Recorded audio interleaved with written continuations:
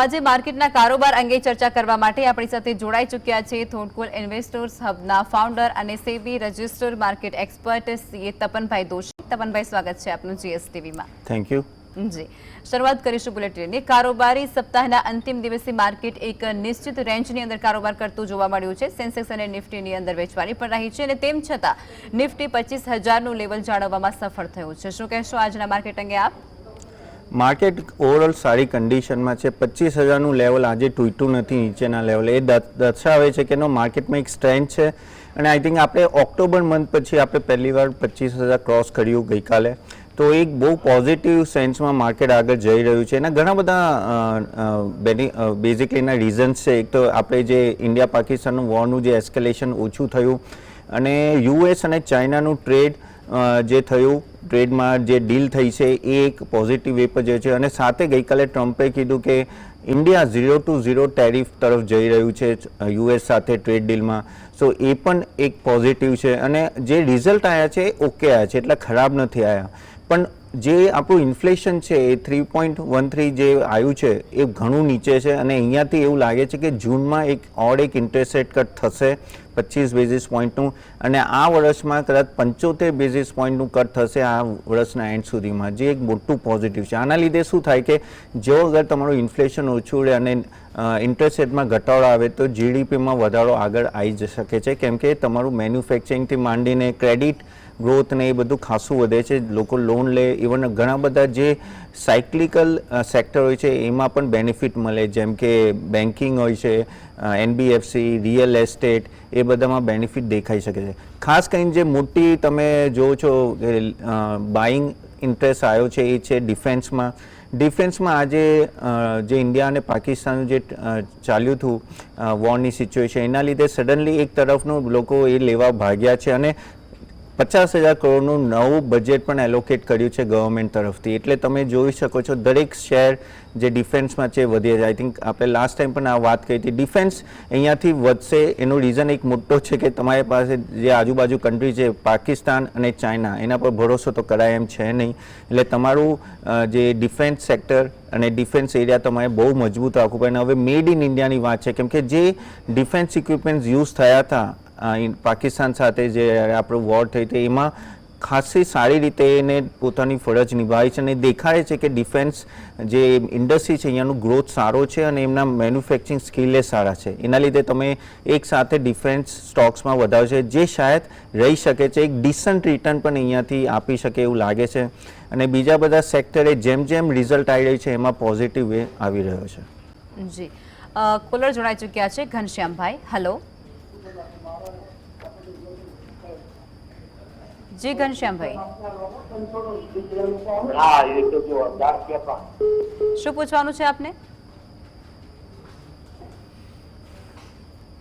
અન્ય કોલર જોડાયા છે પ્રકાશભાઈ. શું પૂછવાનું છે પ્રકાશભાઈ આપને?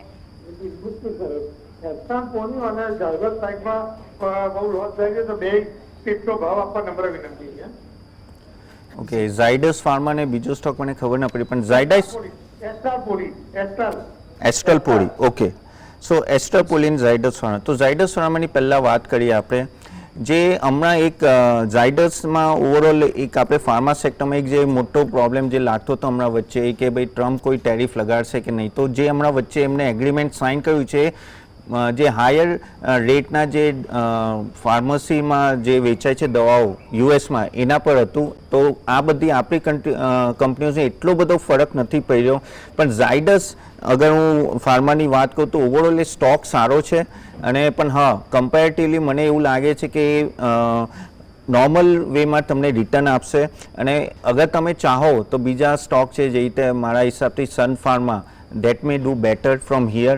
ઝાયડસની ડિમાન્ડ સારી છે, એના પ્રોડક્ટ્સ પણ સારા આવી રહ્યા છે, પણ સમહાવ એનું જે રિટર્ન છે એ નોર્મલાઇઝ છે કમ્પેર ટુ મને લાગે છે કે બીજા જે જેનરિક સાઇટ છે કે જે રીતે મેનકાઇન્ડ છે કે એ બધા વધારે પરફોર્મ કરી શકે છે. અને બીજું જે તમે એસ્ટ્રલ પોલીની વાત કરો છો, એસ્ટ્રલ પણ ઓવરઓલ અગર હું જોવા જાઉં તો એનું પરફોર્મન્સ ઓકે જ રહ્યું છે ઓવર ધ ટાઈમ અને ઓફકોર્સ એની ડિમાન્ડ હવે ધીરે ધીરે વધશે. પણ એક તમારે 1-2 ક્વાર્ટરની રાહ જોવી પડશે, જરા જો એનું કેવી રીતે પરફોર્મન્સ આવે છે અને પછી તમે ડિસિઝન લો અગર તમારે અહીંયાથી એક્ઝિટ કરવું હોય. પણ આઈ થિંક આ વેટ એન્ડ વોચ છે એસ્ટ્રા પોલી માટે પણ. જી, અન્ય કોલર જોડાયા છે નિરંજનભાઈ. હેલો, શું પૂછવાનું છે આપને? હેલો.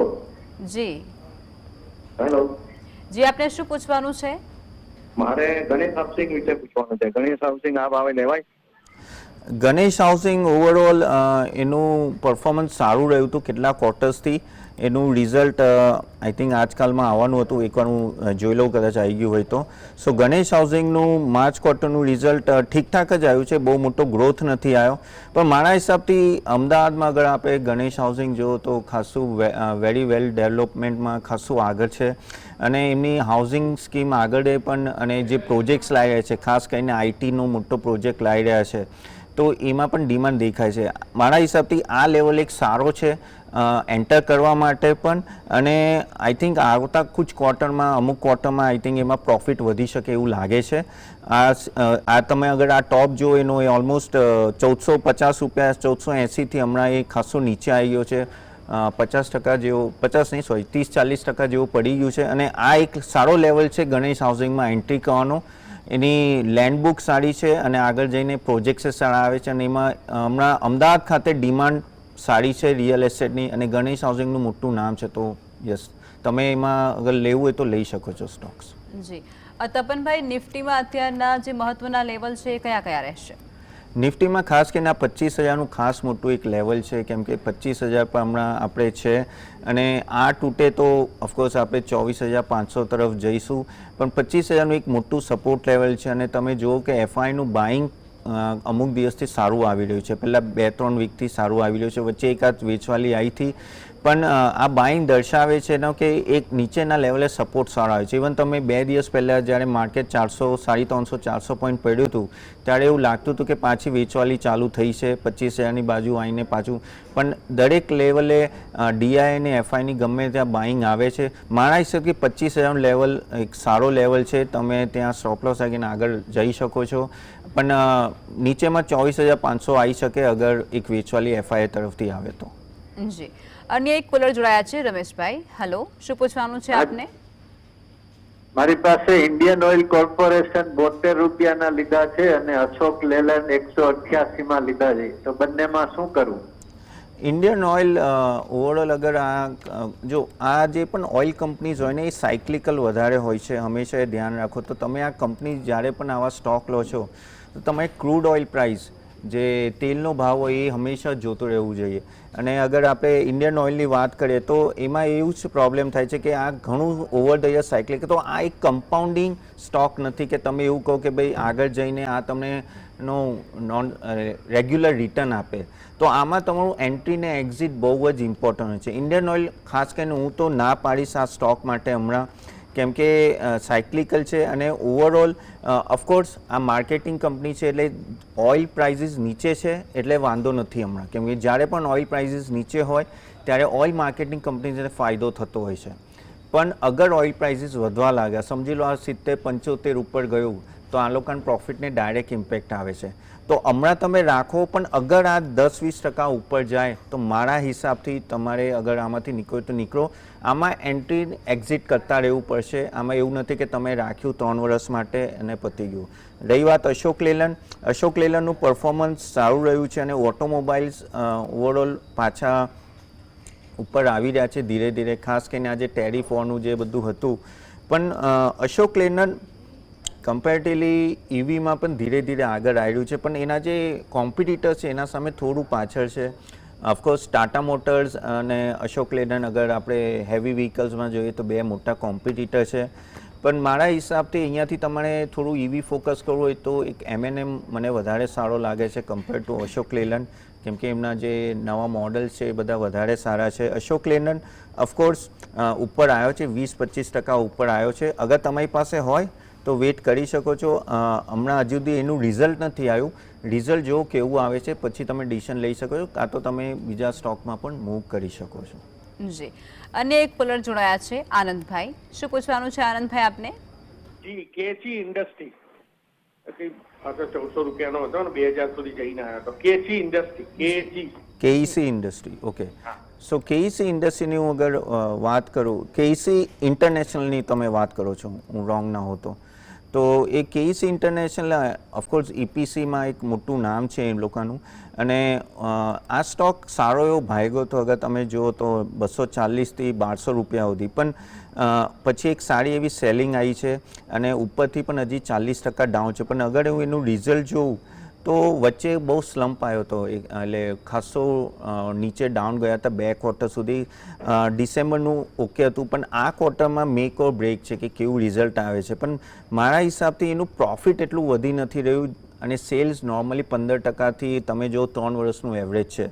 પણ તમે અગર સ્ટોક પ્રાઇસ જો તો એનું વધારે ભાગી રહ્યું છે, એટલે એનો મતલબ પી એક્સપાન્શન થયું છે. જ્યારે પી એક્સપાન્શન થાય ત્યારે તમારે એક વસ્તુ કેરફુલ હંમેશા રહેવી જોઈએ કે અગર સાથે પ્રોફિટ નહીં વધે તો ગમે ત્યારે સ્ટોક પડી શકે છે. તમે આનું પી રેશિયો જોશો તો 8.9થી એ ઓલમોસ્ટ 90 સુધી પહોંચી ગયા, એટલે 10 ગણો થઈ ગયો હતો 4 વર્ષમાં, ઓકે. અને પછી હમણાં એ છે અરાઉન્ડ 45, તો પણ વધારે છે. તો અગર પ્રોફિટ આમાં નહીં આવે, એક ક્વાર્ટર આ જો પ્રોફિટ આવવું જરૂરી છે તો જ આ કંપની ઉપરના લેવલે સસ્ટેન કરશે, ને તારા પાછું નીચે આવશે. એટલે પહેલાં એ સ્ટોક ઘણો વધી ગયો છે, હવે એક કરેક્શન મોડમાં છે. આપણે ખાલી જુઓ કે રિઝલ્ટ પછી તમે ડિસિઝન લઈ શકો છો આનું શું કરવું. જી, અન્ય એક કોલર જોડાયા છે, ગિરીશભાઈ. ગિરીશભાઈ, શું પૂછવાનું છે આપને? વેઇટ કરવી પડ્યો. Kotak bank, HAL Hindustan aeronautic limited. Okay, HAL, sorry. So HAL of course best stock છે અગર તમે ડિફેન્સમાં જોવા જાઓ તો, કેમ કે એમની ઓર્ડર બુક છે ઓલમોસ્ટ 7 ગણી છે, જે એમનું એન્યુઅલ સેલ્સ છે. અને જે રીતે હમણાં ડિફેન્સ પર ભાર આપવામાં આવ્યો છે ગવર્મેન્ટ તરફથી, અને જે કેમ કે પાકિસ્તાન, ચાઇના બાજુ, અને આપણે કહેવાય છે કે આપણે કોઈ તો પાડોશી બદલી ના શકીએ, કેમ કે જે જિયોગ્રાફી ફિક્સ છે ફિક્સ છે. એટલે આપણે ડિફેન્સમાં ઓફકોર્સ વધારવું પડશે. અને HAL એક જ કંપની છે જે એવા ફાઇટર જેટ, ખાસ કરીને તેજસ ને એવા બધા બનાવી રહી છે. અને પ્લસ હવે શું થયું છે કે આ જે ઇન્ડિયા પાકિસ્તાનનું જે વોરની સિચ્યુએશન હતી, એમાં આપણા ડિફેન્સ ઇક્વિપમેન્ટ્સે એટલું સારું કામ કર્યું છે કે હવે તમને નાના કન્ટ્રીઝથી ઓર્ડર બુક આવી રહ્યા છે. વિયેતનામ હોય, તાઇવાન હોય, થી માંડીને ઘણા બધા, સાઉથ આફ્રિકાથી પણ આવી રહ્યા છે. ઓલમોસ્ટ 15 કન્ટ્રીઝથી ઇન્ટરેસ્ટ આવી રહ્યો છે કે અમે આવા બધા ફાઇટર જેટની અમારે ડિમાન્ડ છે. કેમ કે જો એક વસ્તુ છે કે US જે છે એકદમ હાઈ લેવલના ફાઇટર જેટ બનાવતો હોય, કે રશિયા પણ નીચેના લેવલે બહુ ઓછી કન્ટ્રીઝ બનાવતું હોય, તો એમાં આપણે આવી શકે, જેમાં આપણા તેજસ ફાઇટર ને એ બધા ખાસી ડિમાન્ડમાં આવી શકે છે. તો હવે આપણું એક્સપોર્ટ અહીંયાથી ખાસું વધી શકે છે. તમે જોશો તો આપણે 15 વર્ષમાં 600 કરોડનું એક્સપોર્ટથી 23,400 કરોડનું એક્સપોર્ટ વધ્યું છે, જે કહેવામાં આવે છે 2030 સુધીમાં 50,000 કરોડનું જશે, તો ડબલ થઈ જશે. એટલે ત્યારે આ બધી કંપની જે મોનોપોલી છે એમને કોન્ટ્રાક્ટ આવશે ને આવશે. એટલે મારા હિસાબથી HAL અહીંયાથી પણ તમને એક સારું એવું ડિસન્ટ રિટર્ન અહીંયાથી આપશે. ઇવન તો વધી ગયો છે, પણ આઈ એમ ક્વાઇટ હોપફુલ. બસ એમને એક કેપેસિટી વધારવી પડશે, કેમ કે ઓર્ડર બુક મોટો છે, પણ હજી કેપેસિટી એટલી એમને વધારવી પડશે ઓર્ડર બુક સસ્ટેન કરવા માટે. જી, અન્ય કોલર જોડાયા છે, ઉત્પલભાઈ. શું પૂછવાનું છે આપને? મારે તપનભાઈને 3 સ્ક્રિપ્ટ વિશે પૂછવાનું છે. એક તો HCL ટેકનોલોજી અને BEL ભારત ઇલેક્ટ્રોનિક્સ કરંટ ભાવથી લઈ શકાય? કારણ કે આપણે ડિફેન્સ સ્ટોક વિશે કીધું સ્ટાર્ટિંગમાં, એના ઉપરથી પૂછ્યું હતું. અને ત્રીજો એક ડિફેન્સ સ્ટોક છે ગાર્ડન રીચ શિપ બિલ્ડર્સ. એ મેં લગભગ 10 દિવસ પહેલા લીધા છે, અત્યારે સારો એવો વધારો છે. તો એનું કારણ જાણવા મળી શકે? અને હજુ કેટલા સુધી ઉપર જશે ગાર્ડન રીચ શિપ બિલ્ડર્સ અને BEL અને HCL? તો હવે પહેલાં આપણે HCLની વાત કરીએ. સ્ટોક સારો છે, એમાં કોઈ સવાલ નથી. અગર તમે લાર્જ કેપમાં જોવા જશો તો અગર તમે ઇન્ફોસિસ, TCS, HCL અને એ ટોપ ટેક મહિન્દ્રાને એ બધા ટોપમાં જો, વિપ્રો, તો એમાં HCL સૌથી સારું પરફોર્મન્સ કર્યું છે. ઇવન આ વખતે પણ રિઝલ્ટ HCLનું સારું હતું. પણ પ્રોબ્લેમ એક જ આવે છે કે આઈટીમાં આગળ જઈને જે રીતે એઆઈનો પ્રભાવ આવવાનો છે, હમણાં જે રેલી આવી છે એટલે રેલી આવી છે કે US કદાચ રિસેશનમાં નહીં જાય, એના લીધે એક સારી એવી રહેલી. તમારે આગળ જઈને બે વસ્તુ હંમેશા ધ્યાન રાખો આઈટીમાં જોજો. એક તો યુએસમાં રિકવરી આવે છે કે નથી આવતી, એ કંઈ રિસેશનમાં નહીં જતું. અગર એ રિસેશનમાં જશે તો આઈટીનો મોટો પ્રોબ્લેમ છે. બીજો એક મોટો પ્રોબ્લેમ તમારે એઆઈ તરફથી જવાનું કે એઆઈનો પ્રભાવ કેટલો મોટો હશે. એઆઈનો સિરિયસલી બહુ મોટો ઇમ્પેક્ટ આવવાનો છે, જેના લીધે આ બધા કોન્ટ્રાક્ટના નેગોશિએશન થશે, એ મને ડર છે. અને ત્રીજો જેવું કહેવાનું ભૂલી ગયો, પણ એ યુએસ અગર ડોલર ડી વેલ્યુ થશે આગળ જઈને, જે રીતે તમે યુએસડી ઇન્ડેક્સ 101ની આજુબાજુ છે, અગર 90-85 ગયું તો ત્યાંય આ લોકોની ઇન્કમ ઓછી થઈ શકે. મને HCLમાં સ્ટોક સારો છે, નંબર 1 છે અગર તમે લાર્જ કેપમાં જાઓ, પણ પ્રોબ્લેમ આ 3 ફેક્ટરના લીધે હું એટલો હોપફુલ નથી આઈટી માટે. મારા હિસાબથી આઈટી સિવાય બીજા ઘણા સેક્ટર છે જે આગળ જઈને તમને પરફોર્મન્સ આપશે. રહી વાત BELની, એક્સ્ટ્રા ઓર્ડિનરી સ્ટોક છે. BEL એક એવો સ્ટોક છે જેને હંમેશા પરફોર્મ કર્યું છે, અને આ વખતે જે વોર થઈ હતી એમાં જે ડિફેન્સ રેડાર સિસ્ટમ જે હતી એ BEL તરફથી આવી હતી, અને એને આઈ થિંક S-400 ને BELની જે સિસ્ટમ હતી એનાથી આપણે જે પાકિસ્તાનથી જે ડ્રોન આવ્યા હતા એને આપણે સેફગાર્ડ કરી શકીએ આપણા કન્ટ્રીને. એના લીધે સડનલી ડિમાન્ડ વધી છે એ ડિફેન્સ રેડારની, અને એના લીધે બીજી બધી કન્ટ્રીથી પણ ઓર્ડરને ઇન્ટરેસ્ટ આવી રહી છે. BEL એક એવો સ્ટોક છે જે તમને એક કન્સિસ્ટન્ટ રિટર્ન આપે, તો આ લેવલથી પણ મારા હિસાબથી અગર હોય તો વેચવા ના જોઈએ. રહી વાત ગાર્ડન રીચ શિપયાર્ડની, ગાર્ડન રીચ શિપયાર્ડ ઓફકોર્સ, કેમ કે અગર તમારો ડિફેન્સનો પોર્ટફોલિયો વધે તો ગાર્ડન રીચ પણ એમાં છે, એટલો એ વધે ખરો, અને હમણાં સારો એ વધે છે, એટલે હમણાં એક મૂવમેન્ટ છે. પણ મને એવું લાગે છે આગળ જઈને કે તમે અગર ડિફેન્સમાં 3 ભાગ લઈ લો, કે ભાઈ એક છે એરો, એક છે લેન્ડ અને એક છે આ સી, તો આ જે ગાર્ડન છે એ સાઈડમાં ડિમાન્ડ ઓછી રહેશે. પણ મને એવું લાગે છે કે એર સ્પેસ, કેમ કે ડ્રોનથી વધારે બધું એટેક થઈ રહ્યું છે ને ત્યાં વધારે ડિમાન્ડ રહેશે. ગાર્ડન રીચ સારો સ્ટોક છે પણ સારો એવો વધ્યો છે, તો BEL I will prefer more BEL than garden reach, અગર તમે મને પ્રાયોરિટીમાં કહો. કોલર જોડાયા છે. હેલો ભરતભાઈ, શું પૂછવાનું છે આપને? નમસ્કાર સાહેબ, મારી પાસે JSW IPO સમયનો સ્ટેપ છે, તો કયા ભાવે નીકળી શકાય? JSW ઇન્ફ્રા કે JSW steel? JSW steel. Steel. JSW steel, અગર સ્ટીલ ઇન્ડસ્ટ્રીમાં અગર કોઈ સ્ટોકે પરફોર્મ કર્યો છે તો એ JSW સ્ટીલ છે. બહુ જ સારું, સરસ મેનેજમેન્ટ, અને એ રીતેનું પરફોર્મન્સ હંમેશા સારું રહ્યું છે. અગર તમે ખાલી સ્ટીલ કંપની પણ અને અગર તમે CAGR પણ અગર આપણે 10 વર્ષનું તો 27% છે, જે બહુ સારું છે. મેટલ ઇન્ડસ્ટ્રીમાં આ એક સૌથી સારો સ્ટોક છે, પણ ઓવરઓલ મેટલ ઇન્ડસ્ટ્રીમાં જે કહેવાય છે ને કે સાયક્લિકલ ઇન નેચર હોય છે, અને થોડું પણ પ્રોબ્લેમ હોય તો આ બધા સ્ટોક બહુ જલ્દી પડતા હોય છે. પણ મારા હિસાબથી JSW સ્ટીલ તમે ઇન્વેસ્ટ કરી લો તો રાખો એઝ અ મેટલ સ્ટોક, પણ એનું કમ્પાઉન્ડેડ પ્રોફિટ છેલ્લા 3 વર્ષથી વધી નથી રહ્યું, 5-1 વર્ષથી. એ એક મોટો મેજર ઇસ્યુ છે. અગર સ્ટોપ લોસ સાથે તમે ઊભા રહી શકો છો. સ્ટોક્સ હમણાં ઉપર છે તો મારા હિસાબથી હમણાં નીકળવું ના જોઈએ, અને આઈ થિંક થોડી વાર વેઇટ કરી શકાય છે આ સ્ટોકમાં, કંઈ વાંધો નથી. અન્ય એક કોલર જોડાયા છે. નરેશભાઈ, શું પૂછવાનું છે આપને? હા, નમસ્તે ભાઈ.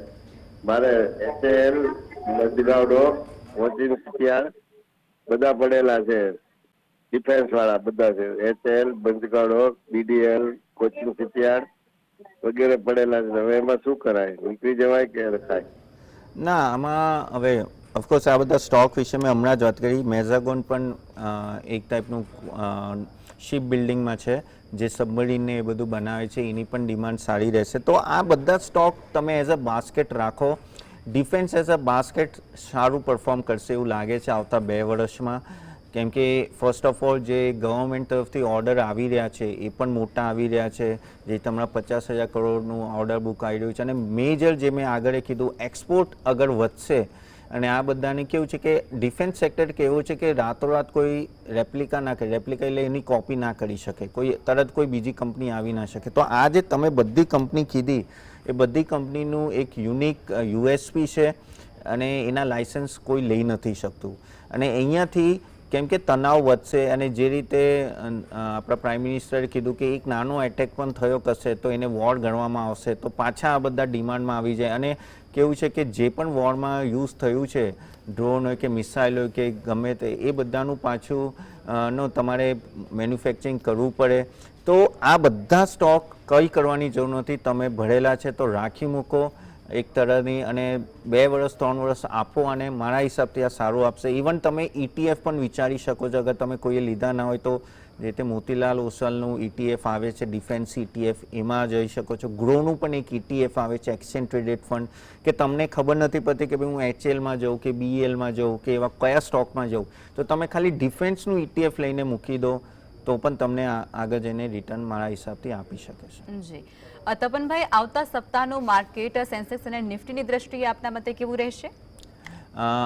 આવતા સપ્તાહનું તો ખાસું શોર્ટ ટર્મ થઈ ગયું, પણ મારા હિસાબથી ખાસી બાઇંગ દેખાઈ રહી છે FI તરફથી અને DIA તરફથી. હા, થોડું 100-200 પોઈન્ટ ઉપર નીચે થશે, પણ એમાં તમારે ઘણું સિલેક્ટિવ રહેવું પડશે જ્યારે પણ તમે સ્ટોક્સ બાય કરો.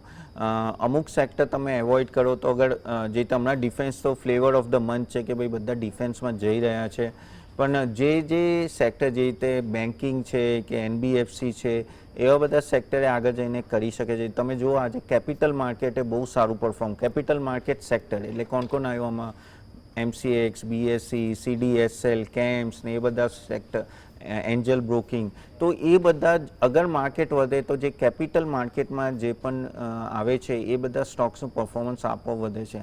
અને અહીંયાથી મને એવું લાગે છે કે કેપિટલ માર્કેટના સ્ટોક્સ ઘણા વધી શકે છે, કેમ કે સેન્સેક્સ કે નિફ્ટી અહીંયાથી ખાસું વધશે અહીંયાથી, અને આ બધાની મોનોપોલી છે.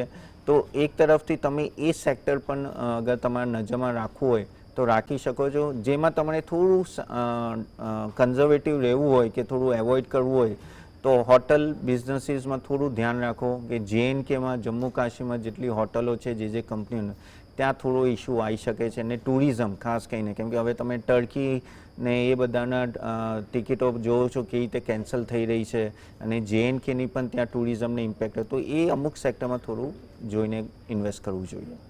જી, આપે આજે જે સ્ટોક્સ અંગે ચર્ચા કરી છે તેમાં આપનું કોઈ કંપનીમાં રોકાણ છે ખરું?